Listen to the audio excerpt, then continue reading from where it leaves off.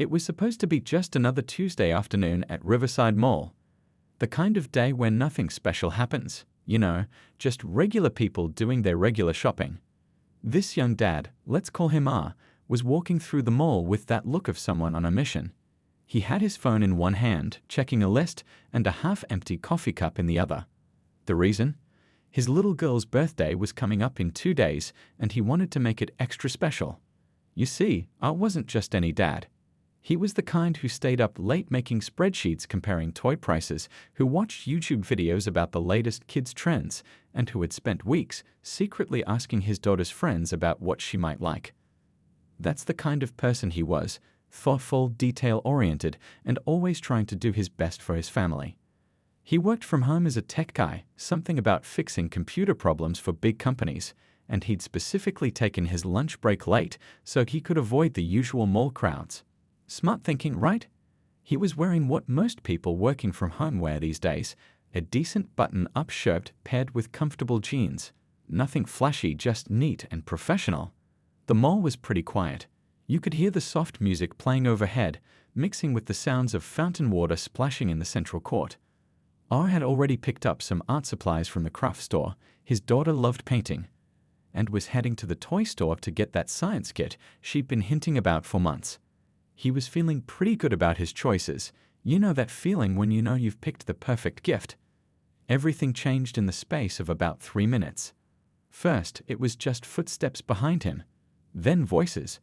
Then suddenly, there were 3 security guards surrounding him. One of them was talking into a radio, while another was already reaching for handcuffs.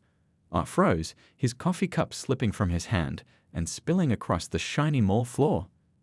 The shopping bag with the art supplies tumbled down, brushes and paint tubes scattering everywhere. "Sir, don't move," one guard said, his voice echoing in the now silent corridor. Other shoppers started stopping, creating a growing circle of onlookers. Some pulled out their phones, others just stood there with their mouths open. A few people whispered to each other, but most just watched in shocked silence. Art tried to speak, his voice steady despite the situation. "There must be some mistake," he said, looking at each guard in turn. "I'm just shopping for my daughter's birthday." But before he could say anything else, the cold metal of handcuffs clicked around his wrists. The thing about moments like these is how time seems to slow down. You notice every little detail. The way the overhead lights reflected off the handcuffs, the sound of someone gasping in the crowd, the feeling of everyone's eyes on you, the embarrassment, the confusion, the fear, all mixing together in a way that makes your heart race and your mind spin. What made it worse was that R could see his phone lighting up with notifications. His team was probably wondering why he hadn't joined the afternoon meeting. His wife might be texting to ask if he'd found the perfect gift yet. And there he was, standing in handcuffs in the middle of the mall, watching his carefully planned afternoon crumble around him. More people were gathering now. An elderly couple shook their heads in disapproval, though it wasn't clear if they were disapproving of R or the security guards. A group of teenagers stood nearby, their phones raised, capturing everything. A woman with shopping bags from the department store stopped and started asking loud questions about what was happening. The security guards maintained their positions, but something was off about their behavior. They kept looking at each other, then at their phones, then back at R. One of them was having an intense conversation through his radio, his expression changing from certainty to confusion.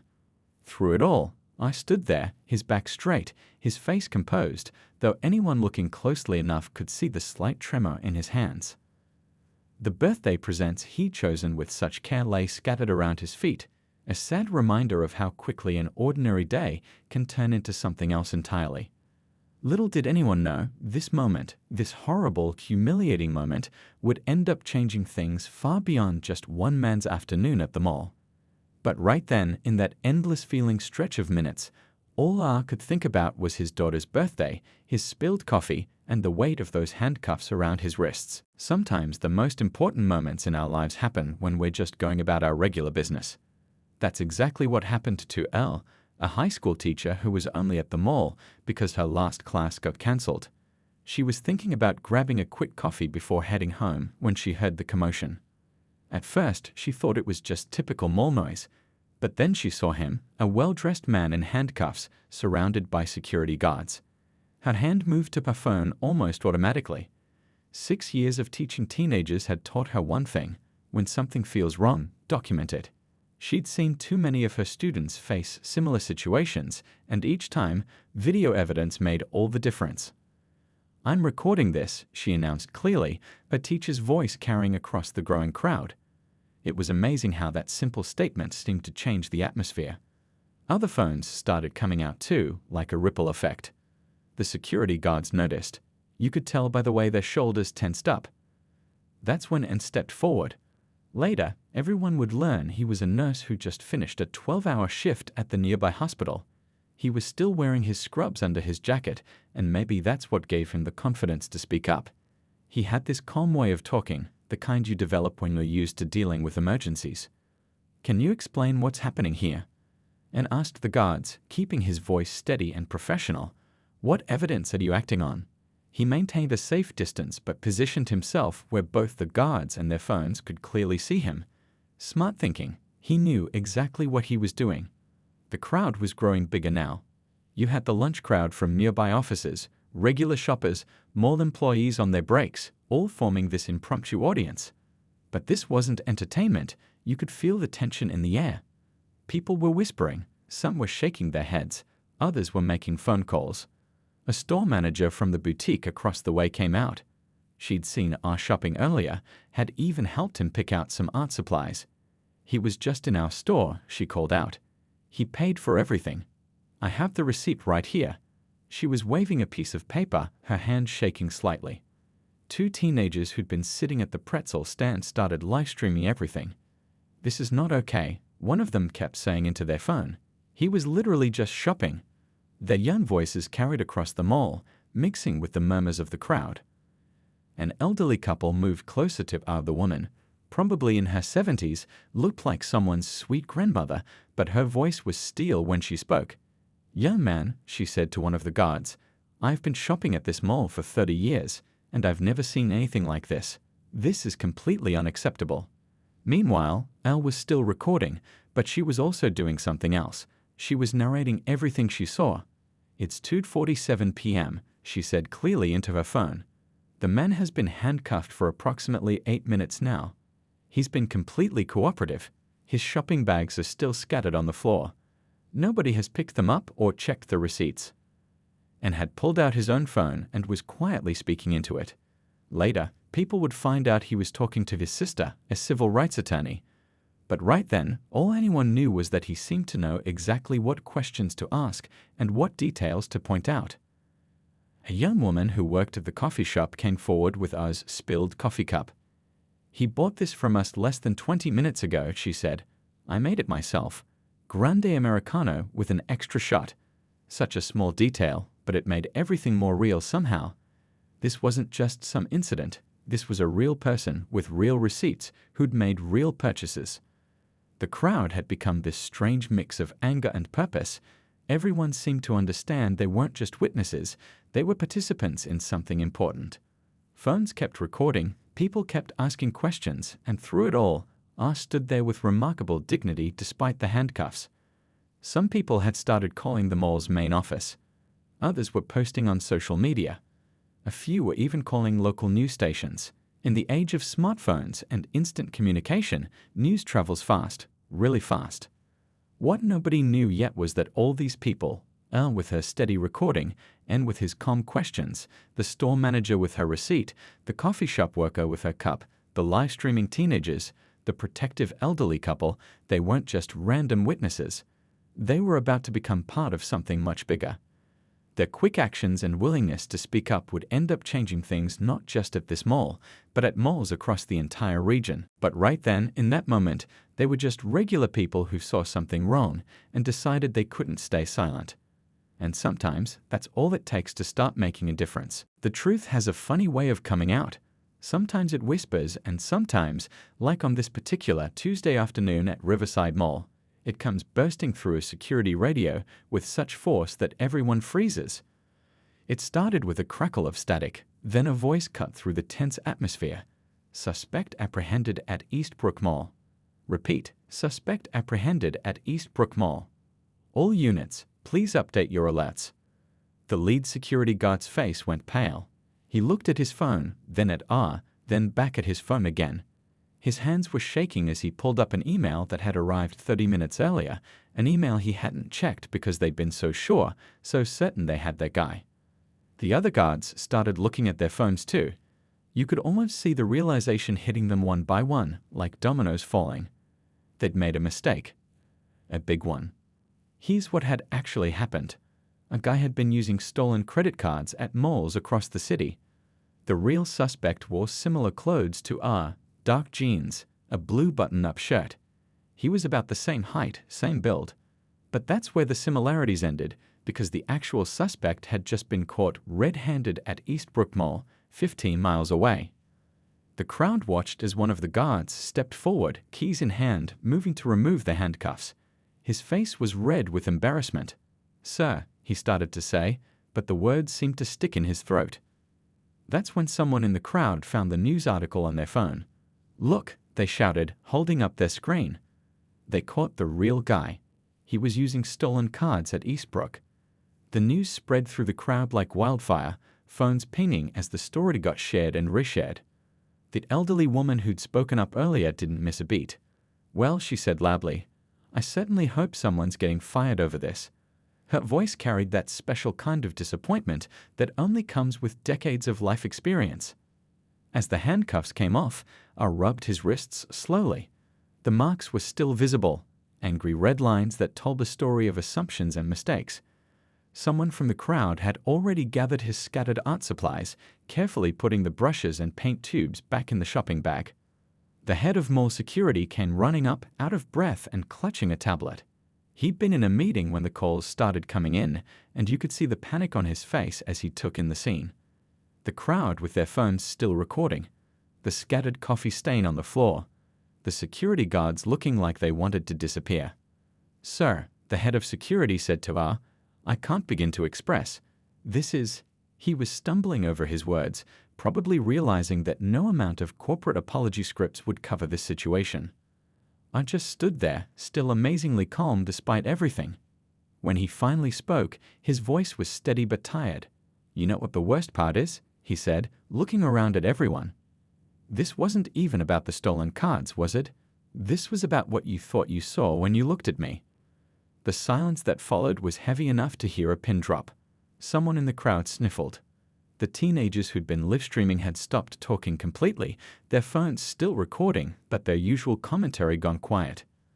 The store manager who'd spoken up earlier came forward again, still clutching the receipt from R's earlier purchase. "I want to file a formal complaint," she said firmly. "I saw everything. I'll testify to whatever I need to testify to." That's when N, still in his scrubs, stepped forward again. "You might want to know," he said calmly, "that my sister is a civil rights attorney. She's already on her way, and she's very interested in discussing your security protocols." The mall's head of security looked like he'd aged 10 years in 10 minutes. "Sir," he said to R, "would you be willing to come to my office? We need to document everything that happened here, and..." He paused, swallowing hard, "and we need to do better. Much better." What nobody knew at that moment was that this incident would end up on national news. That security camera footage would be reviewed and procedures would be completely overhauled. That training programs would be rewritten and policies would be changed. But right then, all anyone knew was that a man had gone shopping for his daughter's birthday presents and ended up in handcuffs because someone didn't do their job properly. Because someone made assumptions.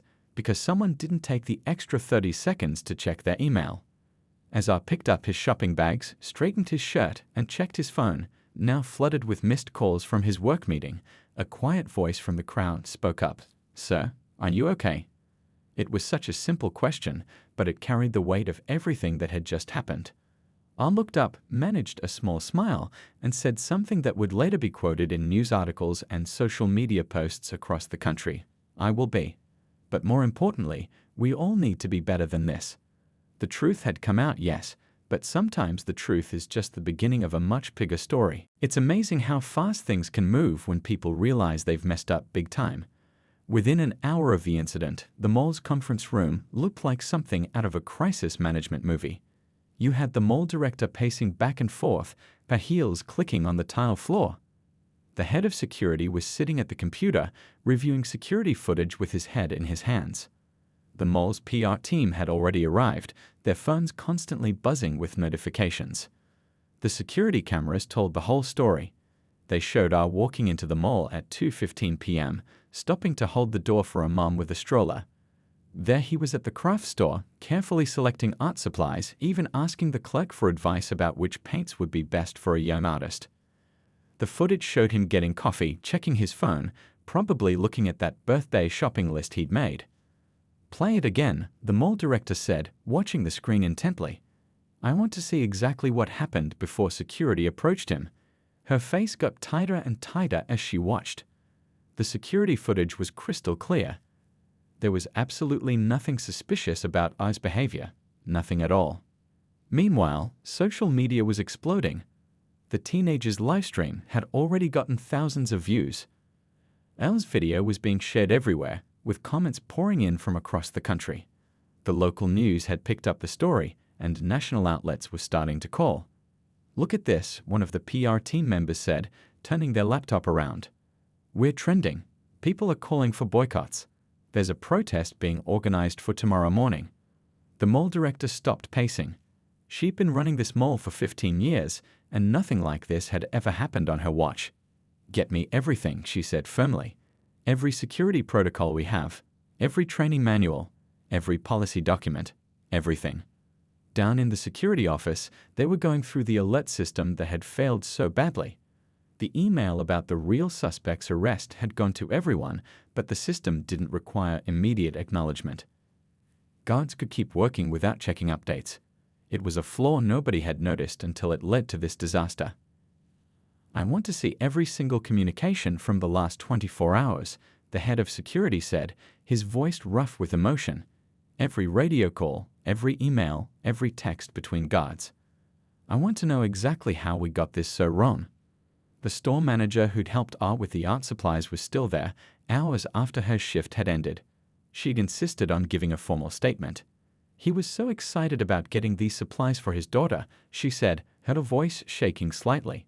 "He kept saying how she loves to paint, how she's getting really good at mixing colors. And then we did this to him. We did this." By early evening, the mall's lawyers had arrived. They weren't there to fight. They were there to fix things. "We need to do more than just apologize," one of them said. "We need to make real changes. And we need to do it publicly, transparently, and immediately." They'd pulled up the security camera footage again, this time focusing on the crowd's reaction. They watched Elle start recording, saw and stepped forward to ask questions, observed how the community came together. "These people," the mall director said quietly, "they did what we should have done. They stopped and questioned. They asked for proof. They stood up." The PR team was drafting statements, but nothing sounded right. Corporate apologies always sound hollow, especially when the wound is this deep. "Forget the standard responses," the mall director finally said. "We need to end this. Completely. And then we need to fix it." They started making calls to civil rights organizations, to training consultants, to community leaders. The mall director even tried to reach R, but his lawyer, who happened to be Anne's sister, said he needed time. Of course he did. How do you just go back to normal after something like this? Late that night, the security footage was still playing on repeat in the conference room. The mall was closed, the shops dark, but the lights in the administrative offices were still on. They were going through everything, every policy, every procedure, every training module. "Look at this," the head of security said, pointing to a line in their protocol manual. "Right here. It says, 'Verify before action.' We had that written down. We'd had it in our own manual, and we still got it wrong." The mall director stood at the window, looking out at the empty parking lot. Tomorrow, there would be protesters. There would be news vans. There would be angry social media posts and calls for accountability. And they deserved all of it. But something else would happen tomorrow too. Changes would start. Real ones. Because sometimes it takes a complete breakdown of the system to show you exactly what needs to be fixed. As the team finally prepared to leave for the night, someone noticed R's spilled coffee still hadn't been cleaned up. The stain had dried into the mall floor, a small but visible reminder of how quickly things can go wrong. Tomorrow, they'd clean it up. but maybe they'd leave a small mark, not as a stain, but as a reminder. A reminder that doing better isn't just about saying the right things or having the right policies on paper. It's about the choices we make in the moment, about taking those extra few seconds to verify, about seeing people as people first. The mall director took one last look at the security footage before shutting down the computer. "Tomorrow," she said firmly, "we start fixing everything. Not because we have to, but because we need to. Because it's right." Nobody expected what happened next. The morning after the incident, everyone thought they knew how this would play out. Protests, demands for resignations, maybe some token changes that wouldn't really fix anything. That's usually how these stories go, right? But Ah had other ideas. He was sitting at his kitchen table that morning, still trying to explain to his daughter why he'd missed her after-school piano recital the day before when his phone rang. It was the mall director, calling personally to discuss what happened. Instead of immediately threatening legal action, which, let's be honest, would have been completely justified, Ah said something that caught everyone off guard. "I want to help fix this. Not just for me, but for everyone. Let's turn this into something positive." The mall director nearly dropped her phone. She'd been preparing for angry lawyers, for media battles, for protests. Instead, she got someone willing to help create real change. But Ah had one condition. This couldn't be just another corporate PR move. It had to be real, meaningful, and involve the whole community. Within days, something remarkable started happening. The mall's largest conference room became the meeting place for what they called the Community Action Forum. You had Ah sitting at the table with mall management. Next to him was Al, the teacher who'd recorded everything, bringing her perspective on how these incidents affect young people. And, still in his scrubs, he'd come straight from another hospital shift, was there with his sister, the civil rights attorney. But it didn't stop there. The elderly couple who'd spoken up showed up too, bringing decades of community experience with them. The teenagers who live-streamed the incident were invited to share their generation's perspective.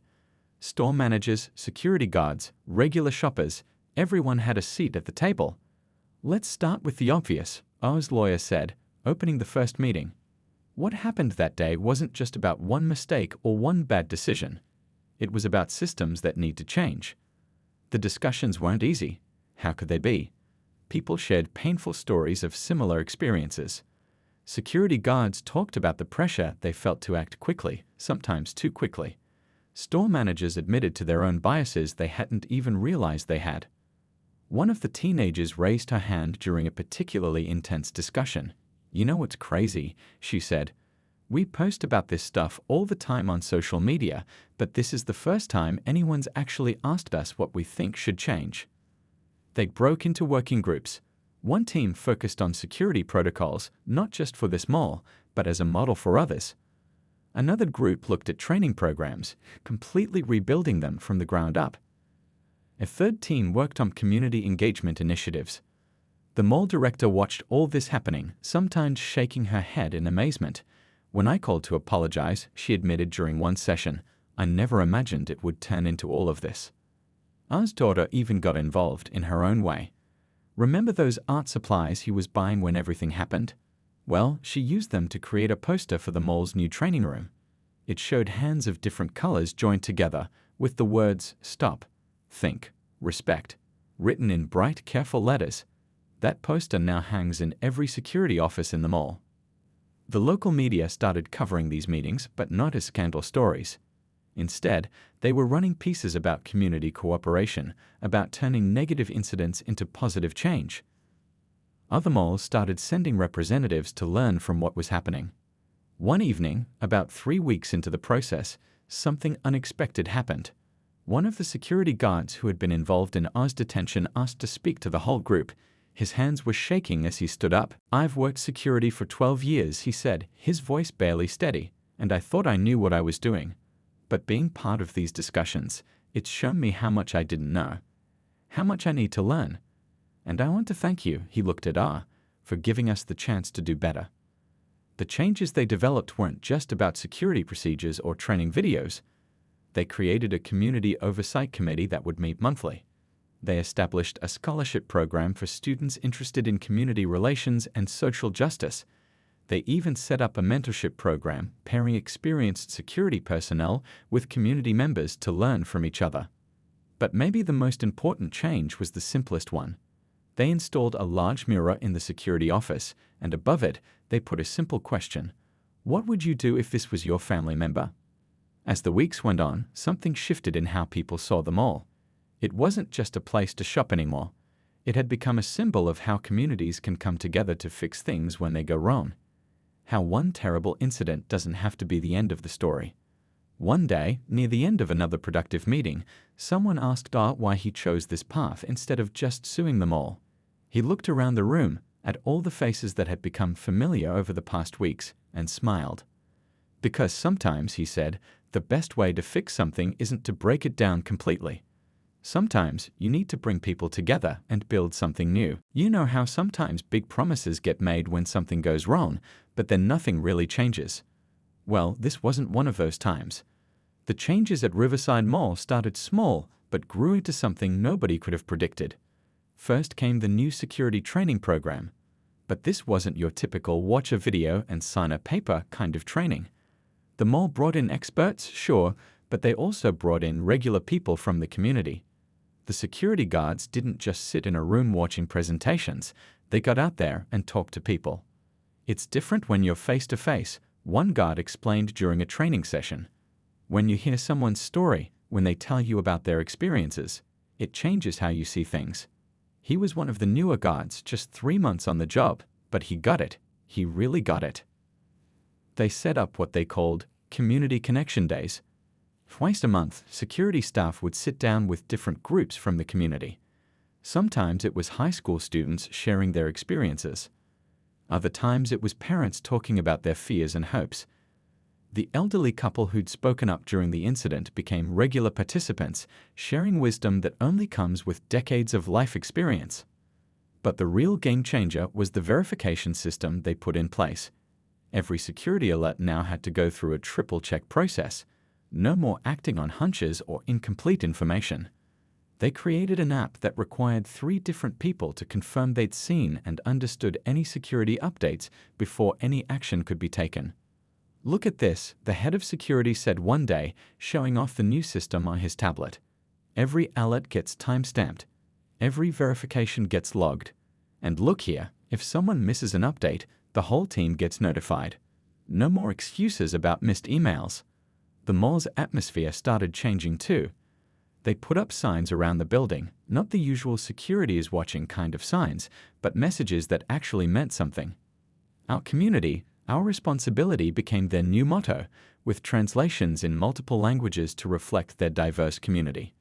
Remember those teenagers who lit-streamed the incident? They got invited to help design a social media campaign about the new changes. Their video explaining the new security procedures got more views than anyone expected. Because we made it real, one of them explained. We didn't use corporate language. We just told it like it is. The store managers got involved too. They started having monthly meetings where they could raise concerns or share observations.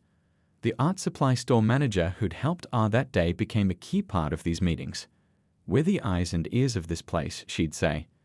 We see things security might miss, and now we have a way to share that information. Then there was the Oversight Committee. This wasn't just for show. They had real power to review incidents and recommend changes. They met in a glass-walled conference room right in the middle of the mall, where everyone could see them working. Transparency wasn't just a buzzword anymore. It was literally visible to everyone who walked by. One day, about 3 months after everything happened, a situation came up that proved these changes weren't just for show.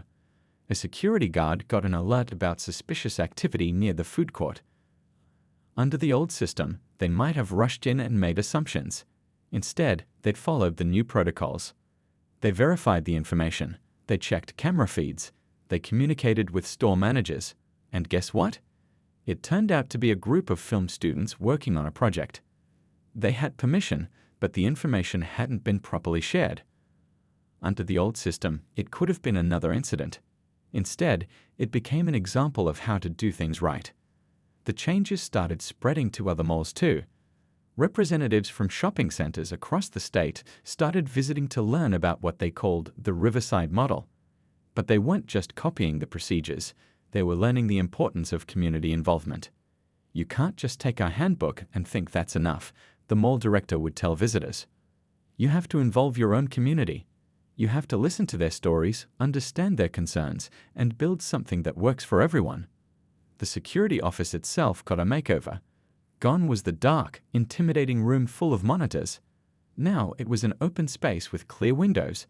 They even added a small reception area where people could come in and ask questions or raise concerns. Training scenarios became more realistic too. Instead of just running through standard procedures, they started including real-world complications. How do you handle a situation when there's a language barrier? What if someone has a medical condition? What if there are children present? It's not just about following rules anymore, one of the senior guards explained during a training session. It's about understanding the impact of our actions. Every decision we make affects real people with real lives. They even started a mentorship program where experienced guards were paired with community members. These weren't formal meetings, they'd just grab coffee together, talk about their lives, share their perspectives. It turned out that understanding each other was the best training of all. The cost of all these changes, sure, it wasn't cheap. But as the mall director pointed out, the cost of not changing would have been much higher. And she wasn't just talking about money, she meant the human cost, the community cost, the cost of lost trust and broken relationships. By the 6-month mark, Riverside Mall had become something of a case study in how to do things right. But more importantly, it had become a place where people felt seen, heard, and respected. And really, isn't that how it should have been all along? 1 year. That's how long it had been since that Tuesday afternoon when everything changed at Riverside Mall.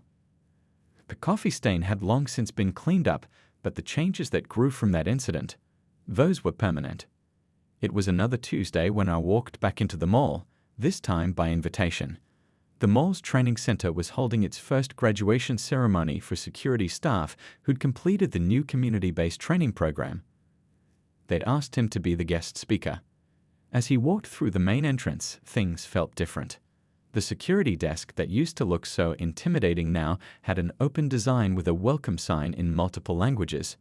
The guards smiled and nodded at people passing by, not just watching, but actually seeing them as people. You know what gets me? Ah said, standing at the podium and looking out at the crowd. A year ago, I was standing right over there in handcuffs. And now? Now I'm here to celebrate with you all. That's what real change looks like. The ceremony wasn't just about security guards getting certificates. The community members who'd helped develop the training were there too. The teacher who'd recorded the incident was sitting in the front row. The nurse who'd spoken up that day was there with his sister, the lawyer. Even the teenagers who'd live-streamed everything came back. They'd become regular contributors to the mall's youth advisory board. When people ask me why I didn't just sue the mall and walk away, I continued, I tell them about what happened after that day. I tell them about how an entire community came together. About how sometimes the best way to fix something isn't to tear it down, but to build it up better. He talked about his daughter, who was now 13. How she used those art supplies he'd been trying to buy that day to create paintings about community and understanding. How one of those paintings now hung in the mall's main office. She taught me something important, he said. She showed me that even the worst moments can become something beautiful if we let them. The changes hadn't just stayed at Riverside Mall. Over the past year, 23 other malls across the country had adopted what they called the Riverside model. But it wasn't just about copying procedures.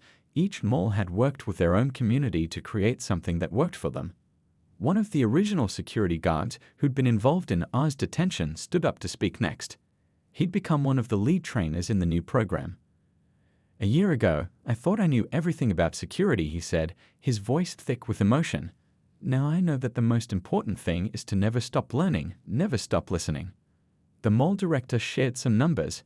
Complaints about security were down 87%. Community engagement was up 200%. Shop owners reported feeling safer, but not because of increased security, because of increased understanding. But the real success, she said, isn't in the numbers. It's in the stories we don't have to tell anymore. The incidents that don't happen because we learned to do better. They played a video showing the changes over the past year. You could see the physical transformations, the redesigned security office, the new community meeting spaces, the training center. But more importantly, you could see the human changes, security guards and community members working together, teenagers giving tours to elderly visitors, store managers and security staff having coffee together and actually talking. The elderly couple who'd spoken up that day were there too. They'd become regular volunteers at the mall's new community center. "We've been shopping here for 40 years, the woman said. But this is the first time it's felt like more than just a place to buy things. Now it's really part of our community." Near the end of the ceremony, R's daughter presented something special, a new painting she'd created for the training center. It showed a diverse group of people forming a circle, their hands joined together. Above them, written in her careful handwriting, were the words, "Yesterday's mistakes became today's lessons and tomorrow's changes." As people mingled after the ceremony, sharing stories and snacks, you could feel something special in the air. It wasn't just about a security training program or new procedures. It was about how one difficult moment had sparked a movement of positive change. "You know what the best part is?" R said to the mall director as they watched everyone chatting and laughing together. "This isn't the end of the story, it's just the beginning." He was right. That day at Riverside Mall had started with handcuffs and misunderstandings, but it had grown into something much bigger. A template for how communities can come together, how mistakes can lead to meaningful change, and how sometimes the worst moments can bring out the best in people. As the sun set that evening, casting long shadows through the mall's windows, R took one last look around before heading home. A year ago, he'd walked out of these doors feeling humiliated and angry. Today, he walked out feeling hopeful. Because sometimes, just sometimes, what looks like an ending turns out to be a beginning in disguise.